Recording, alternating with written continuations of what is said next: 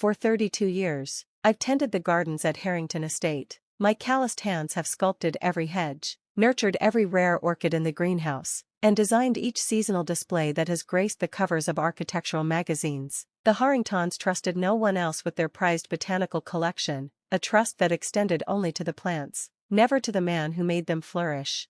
The family never bothered to learn that my name is Gabriel Mercer, not Gabe the gardener. They never discovered that the quiet man in mud-stained work clothes held 3 advanced degrees in botany and landscape architecture. Most importantly, they never suspected that I'd been systematically acquiring ownership of the land beneath their magnificent estate, piece by precious piece, for over 3 decades. I came to Harrington Estate in 1993, not seeking employment but pursuing research. My doctoral work at Cornell focused on rare ornamental species, and the Harrington collection was legendary in academic circles. I'd written to request access for my dissertation research, but received no response. The Harringtons rarely bothered with academics unless they came from suitable families. Undeterred, I applied for a groundskeeper position instead. Victor Harrington Sr., impressed by my knowledge of his rare specimens, hired me immediately. He assumed my expertise came from practical experience rather than formal education, and I never corrected him. The position offered unlimited access to one of the finest private botanical collections in the country, exactly what I needed. I intended to stay only until my research was complete. That changed the day I overheard a conversation between Victor Sr. and his attorney in the greenhouse, where they thought they were alone. The indigenous claim to the eastern parcel is nonsense, Victor was saying, examining a rare black orchid I'd coaxed into bloom. Their documentation is centuries old and mostly oral tradition. Our paperwork is properly filed with the county. The paperwork you created in 1967, the attorney reminded him gently. If anyone investigated thoroughly, no one will. Victor interrupted. We've donated enough to the Historical Society to ensure their cooperation. Besides, that land has been Harrington property for 3 generations now. Possession is 9/10 of the law. I remained motionless behind a large palm, absorbing their words. The Harringtons had apparently seized land from the Onondaga people, falsified documentation, and maintained their claim through influence and money. As the grandson of an Onondaga woman who had told me stories of lost ancestral lands, this revelation struck me like physical blow. That evening, I visited my grandmother on the reservation. I showed her a map of the Harrington Estate, and her eyes filled with tears as she pointed to the eastern woodlands. Our sacred springs, she whispered, where our people gathered for centuries before the Europeans came. My brief research position transformed into a mission spanning decades. I continued working as head gardener, earning Victor Sr.'s complete trust with my botanical expertise. When he died in 2001, his son Victor Jr. inherited the estate and retained my services, though he had little interest in the gardens beyond their value in impressing business associates. Meanwhile, I began my careful, methodical plan. I lived simply in the gardener's cottage provided by the Harringtons, saving most of my salary. I completed my doctorate through evening and weekend work, publishing under a different name to avoid attracting the Harringtons' attention. When my grandmother passed away, she left me her modest savings, which I dedicated entirely to my cause. The first opportunity came in 2005, when a 5-acre parcel adjoining the eastern edge of the estate went into foreclosure. Though officially listed as separate from Harrington land, I recognized it from my grandmother's descriptions as part of the original contested territory. I purchased it through a shell company created with the help of a lawyer friend from the reservation. Victor Jr. never noticed. The land was wooded and undeveloped, irrelevant to his business interests. I continued maintaining his gardens while quietly investigating the complex history of the property's boundaries. What I discovered was a patchwork of questionable acquisitions. The original Harrington Estate had been much smaller, expanded through decades of strategic purchases, many conducted under ethically dubious circumstances during periods of economic hardship. Most crucially, I learned that the estate wasn't a single property but a collection of adjoining parcels with separate deeds, some of which had never been properly consolidated. When the 2008 financial crisis hit, Victor Jr. faced substantial losses. Though the Harringtons remained wealthy, their cash flow suffered. Victor began selling off peripheral parcels of the estate to maintain his lavish lifestyle without liquidating his more valuable investments. These sales created my opportunity. Working through various shell companies and indigenous community investment trusts, I purchased 3 key parcels between 2009 and 2012. Victor never connected these transactions to his gardener. The purchases were handled by attorneys, and the buying entities appeared unrelated.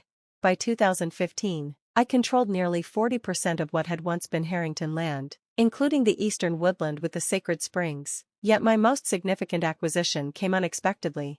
Victor Jr. had a gambling problem, one he kept hidden from his family and business associates. During a weekend in Monaco in 2017, he accumulated substantial debts to the wrong people. Desperate for quick cash, he secretly sold the heart of the estate, the 20 acres containing the main house, formal gardens, and greenhouse complex, to a private equity firm, with a leaseback agreement allowing him to continue residing there while maintaining appearances. When that private equity firm faced bankruptcy in 2020, I was waiting. Through careful financial maneuvering and the support of several indigenous investment cooperatives, I acquired the central property at auction. The transaction was complex enough that Victor never realized who now held his mortgage. For the next 5 years, I continued as the Harrington gardener, watching Victor's finances deteriorate further. His leaseback payments became increasingly delayed. He began selling art and antiques to maintain the illusion of wealth. But the gardens, my gardens, remained immaculate. Featured regularly in luxury magazines that paid substantial licensing fees, which now came to my management companies rather than to Victor. The final act began when Victor announced plans to host an extravagant gala celebrating the Harrington family's 150 years of distinguished ownership of the estate. The event would feature prominent politicians, celebrities, and business leaders. It would also serve as the announcement of Victor's most ambitious plan, converting part of the sacred eastern woodland into an exclusive members-only golf course. Construction equipment arrived the week before the gala. The operators presented permits and authorizations bearing Victor's signature. I watched from the greenhouse as they approached the ancient trees at the woodland's edge. Then I made a phone call. Within 30 minutes, tribal representatives arrived with local law enforcement and court-ordered injunctions. The construction crews were instructed to vacate immediately. A confused Victor came storming across the lawn, demanding explanations. "This is private property," he shouted at the tribal attorney. "I have every right to develop my land." "Actually, Mr. Harrington," the attorney replied calmly, "this parcel hasn't been your property since 2011. It belongs to the Onondaga Nation Land Reclamation Trust." Victor's face flushed crimson. "That's absurd. My family has owned this entire estate for generations." I chose that moment to step forward, removing my work gloves. "Not anymore, Victor." He barely glanced at me. "Gabe, call our attorneys immediately. These people are trespassing." "My name is Dr. Gabriel Mercer," I said quietly, "and they're not trespassing. I invited them." Something in my tone finally captured his full attention. He looked at me, really looked at me, perhaps for the first time in 20 years.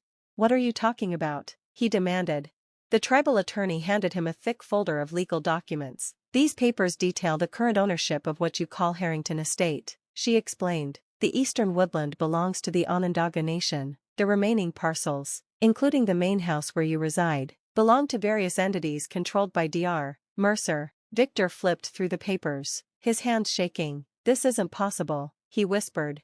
"You've been making lease payments to my company for 5 years, Victor," I said. "Those payments are now 12 months in arrears. I've been patient, but your announced development plan has forced my hand." The color drained from his face. "You're evicting me? Before my gala?" "The gala can proceed," I said. "In fact, I insist upon it. The guest list includes numerous individuals who should witness what I'm about to announce." The following Saturday, Harrington Estate was transformed for the gala. Hundreds of guests in formal attire wandered the gardens I had perfected over decades. String quartets played on the terraces. Champagne flowed freely, though not at Victor's expense. I had personally covered the costs after his credit was declined by the caterers. At precisely 9 o'clock, Victor clinked his glass for attention, somehow maintaining his practiced smile despite the catastrophe unfolding in his life. He welcomed everyone to the historic Harrington Estate and began a self-congratulatory speech about his family's legacy of stewardship. I waited until he mentioned the planned golf course development before stepping onto the small stage. The microphone was easily relinquished by the confused Victor when several tribal elders joined me.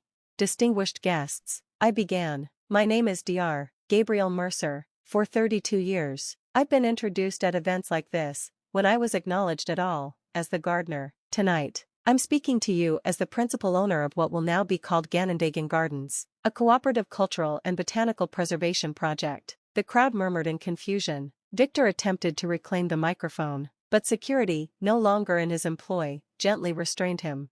I continued, The eastern woodland of this property contains springs sacred to the Onondaga people. That land has now been returned to its rightful stewards. The main estate will become a public botanical garden and indigenous cultural center, open to all visitors rather than just the privileged few. As comprehension dawned on the assembled guests, Victor finally lost his composure. "He was my gardener," he shouted. "Just the gardener." I met his gaze calmly. "I was never just your gardener, Victor. I was the caretaker of something far more valuable than you realized. While you saw only status symbols and development opportunities, I saw living history and cultural heritage worth preserving." In the stunned silence that followed, I invited the tribal elders to speak. They shared brief stories of their ancestral connection to the land, stories my grandmother had once shared with me. When they finished, I announced that the formal gardens and greenhouse collections would be preserved under expert care, including educational programs for underserved communities.